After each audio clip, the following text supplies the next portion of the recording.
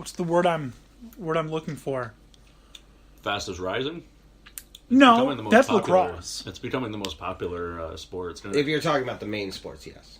But he's correct. Lacrosse is the fastest growing. I think like lacrosse is growing like. That's a friend from high school that's a professional lacrosse player now. For who? Who do you make again? One of those teams that no one knows the name of. Long Island Lizards, Boston Cannons. Do you want me to go on? No, he's further south, like North Carolina, I think. Chesapeake. I didn't even know they had it. Chesapeake. What's their names? I can find out in a second. Keep going. But anyways, actually, side note: before you go further, if we're just going to glance on lacrosse, polls did come out. Number three. Number 3! And Albany has incoming the number 1 recruit in the nation who is playing attack opposite of one of the already projected finalists for the Player of the Year. Wait. It's even better. It's even better. They get the number 1, the number 4, the number 6, 7, 8, and 9. Recruits in the country are coming Verbal. here? Yep. Oh, no. No, I think it's 2 years. I think it's 2 different classes. Yeah. Yep. Well, actually, because I was reading an article about this number 1 kid who's coming in, and I cannot pronounce his name. I'm not even going to try and butcher it because it's something really Native American, which I would never be able to pronounce. So, Thompson. That's an anomaly. No, this dude is like Raven Tree or something. It's not, but it's something I can't pronounce because I'm sure it means something in Indian language that I wouldn't understand. So he actually made a very valid point that with Native American playing lacrosse, a lot of Native American cross is run and gun. It's up and down the field as quickly as possible, get the ball moving, score as quickly as possible. And what's attracting a lot of Native American players to play at UAlbany is the fact that that's UAlbany's style, is the way they put it, run, gun, and have fun. Well, also, that's all they're going for. Syracuse basically had a monopoly on a lot Native of American players. Yeah. And then they stopped actively recruiting them. Yeah, they started going to Long Island. They were just like, oh, you're going to come here. And Albany was like, oh, no, we'll actively recruit you. Like, come on, like we'll give you scholarships. They went out and got them because Syracuse got complacent. I mean, in all fairness, is it really a bad thing if you're going to Long Island to recruit for lacrosse? No, there's something in their water. When you have sure what it is. Like 12 of the 15 top high schools in the country for lacrosse are Long Island. Well, what's even more impressive about this kid is I want to say that this kid is from Illinois originally, in a Native American tribe out there.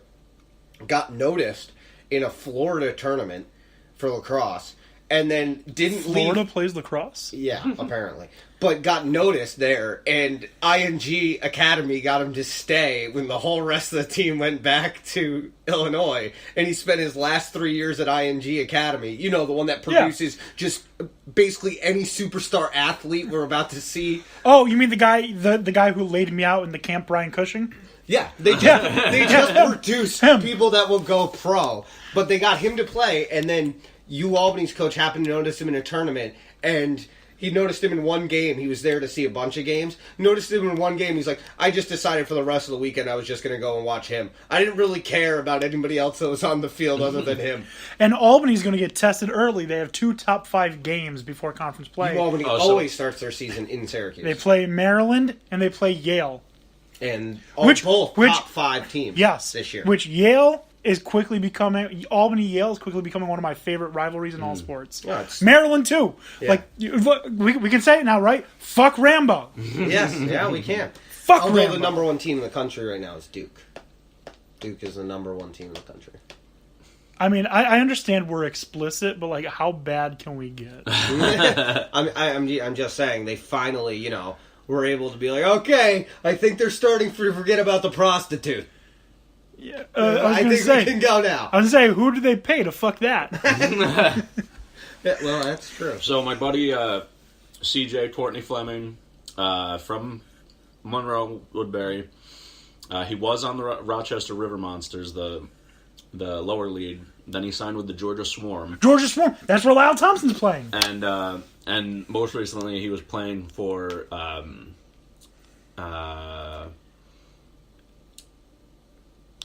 the Istanbul Sultans, and it was it Constantinople? Huh? Nothing. I'm sorry. just Turkey got- has a lacrosse team? Yep, and he just got selected for the U.S. indoor team for the Olympics. I wonder how the So- Turkey... Wait a minute. They're going to have indoor lacrosse in the Olympics now? When did this What? happen? How did I not know about this? Come on, Lake Placid, get the fucking Olympics. Uh-huh. Wow. That is pretty sweet. I don't know who to root for though. When they have like the World Lacrosse Championships, like it really kills me when it comes down to the United States versus the Iroquois Nation. Because I want to root for the Thompsons. But that's what I'm questioning. Like, if they're going to allow the Olympics to have this, like, is there allowed to be a Native American team? Oh wait, because I might if have there spoken too is, soon. It might not be Olympics. It's the U.S. team though. because I know. Oh they yeah, do world. US Yeah, that I the thought World they were talking Lacrosse. about. Championships. I thought they were talking about bringing it into the Summer Olympics. They though. may at some point because of It's how a- fast it's growing Yeah, across the it would world. be a great sport to bring in. The problem with that though is it's not big enough across the world. No, but it's you'll getting get there. Canada, It's you'll getting get the there. United States. Apparently, you'll get fucking Turkey. Well, Well, no, I actually, mean, they do play. There's They said actually that, I feel like a they said couple that of about teams hockey in, for a long time. You know, it was like only in the cold countries, and it's been a mainstay for a while. There are other countries. It's gonna die out. There are Hockey in the Olympics is gonna die out. There is a couple think of so. countries that are like expanding their lacrosse. I know Ireland's getting big on it now. Which, I mean, is there any type of people better suited for lacrosse's brutality than the Irish? the Celts, yeah.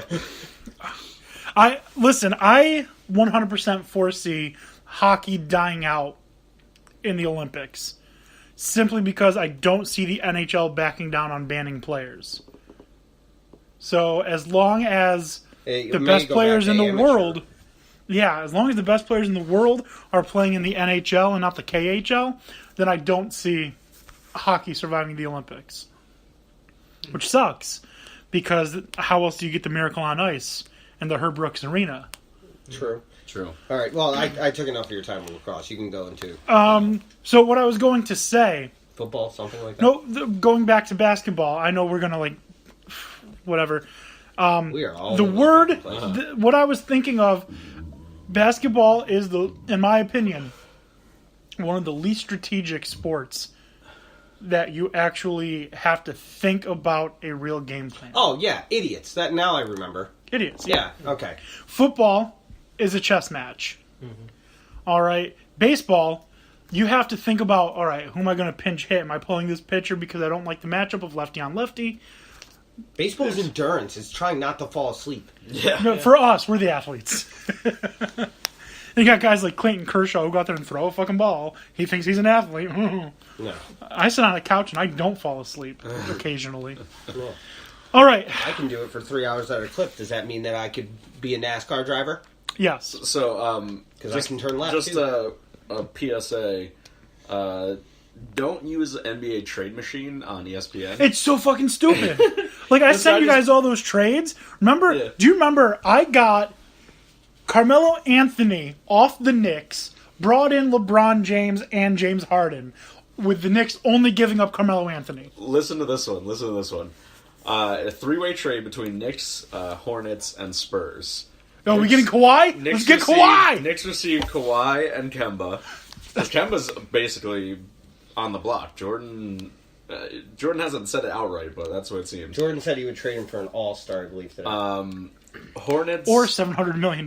Hornets receive Ron Baker, Doug McDermott, and Willie Hernan Gomez. Okay, I'm okay with that. And Spurs receive Courtney Lee, Kyle O'Quinn, and Mike Beasley. Oh, I don't know if they can give up Michael Beasley right now. Yes, they can for fucking Kawhi and Kemba. Oh, yeah, for Kawhi. Okay, you're right. Because I was going to ask earlier, but we kind of brought it. We kind of talked about it. It throws away the bench, but you can rebuild that bench. I mean, you've got, you know. But that's just an insane trade that would never happen. But in real life, I think right now, unless you get a superstar, you cannot get rid of Michael Beasley at the moment. He's the only player on the team that can create his own shot, that can score anywhere, and that can take anyone on the court that he's played so far one-on-one and be successful. Yeah, he gets into foul trouble a lot too. He gets into foul trouble, He's but very streaky. I'm not sold on him as like a. Well, he's great for necessary fantasy. piece. True. He's killing it for my fantasy team. Like, he's certainly not bad. Like, he's doing better than I thought he would. So Me I'm too. certainly Oh my happy. god. Which, by the way, I beat you by over 700 points this week in fantasy. I have not paid attention to fantasy in like 2 months. I can't bring myself back to it yet. I don't know. I'm going to start up an NBA fantasy league that just starts like in February, or like after the All-Star break. It's too much. It's taxing. But you can't pick starters. It's got to be all bench players. Oh, that would be brilliant. Right? Great. All right. Let's talk about a little bit of football. If we have to. Yeah, I gave you guys a little bit of homework. I gave you a question I wanted you to answer, and I want us to say our answers, and I'm going to read answers from the community. After conference championship Sunday, I feel blank. Who wants to start us off? I can. This is a support group. The undying hatred for the Patriots that I always feel. Good answer. Good answer. I'll go next. Shitty. We sat and watched a shitty first game. We The did. Jaguars The absolutely. first It was a the great first game. Was a game. good game. Yeah. The Jaguars got Hosed. outcoached, and the defense just could not keep up after 3 hours a for couple a of shitty three result. and outs. It was 3 hours for a shitty result, but we had unlimited appetizers, so And it was a good game to watch. I don't like. Where the hell result, did you but have it was- unlimited appetizers? TGI Fridays. Oh. Fridays has unlimited now? Yeah, they've had the unlimited. It used to be $10, and it went up to 12. Now it's 15, and you only get 4 options.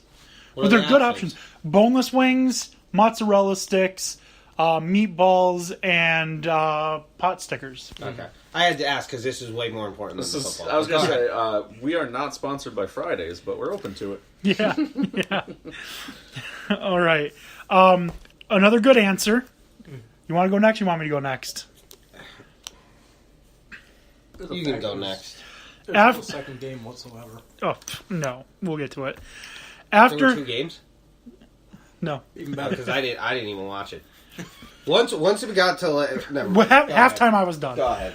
After conference championship Sunday, I feel disrespected. Disrespected because the NFL expects you, me, and the rest of the viewers in this country to believe that what we saw in that game was not rigged. I have never in my life have I thought that the NFL was fixed until Sunday. One penalty that was meaningless on I the Patriots. don't even care about the penalties because I've seen that before. I mean, where teams have only it got always one penalty. does seem to be that it's you versus the Patriots and the refs. And I guess the Jaguars didn't prepare to face the refs as well. So. Let me ask you this question. The Super Bowl between the Seahawks and the Patriots. How did the Patriots win that game? Huge comeback, and the Seahawks Key completely interception. changed their game plan. Last year, the Super Bowl, they beat the Falcons. They were down 25 at one point. How did they beat the Falcons? They came back because the Falcons changed their game plan. And then on Sunday against the Jaguars, down 10 in the fourth quarter. Wait, so you think teams are rigging Hold on. it together to make the Hold on. Patriots win? I'm going to get to it. The Jaguars are up by 10 with 10 minutes to go. And how did the Patriots come back? Because the Jaguars stopped running Fournette to the outside and throwing in that 5 to 7 medium range. The game plan was changed. I think there's some bribery going on. And this is 100% real. I think the Patriots are bribing offensive coordinators and play callers to make it a good game, but to change their game plan to let the Patriots win. I don't see it. How does that happen every fucking big game that the Patriots are down double digits late and they come back and win? I mean, When- I think they get a little bit of help from the refs, and I think they are very good. They have very good coaching. No, I can't accept because they're very good because they played the number 2 defense in the NFL. All right, they played the number 2 defense in the NFL.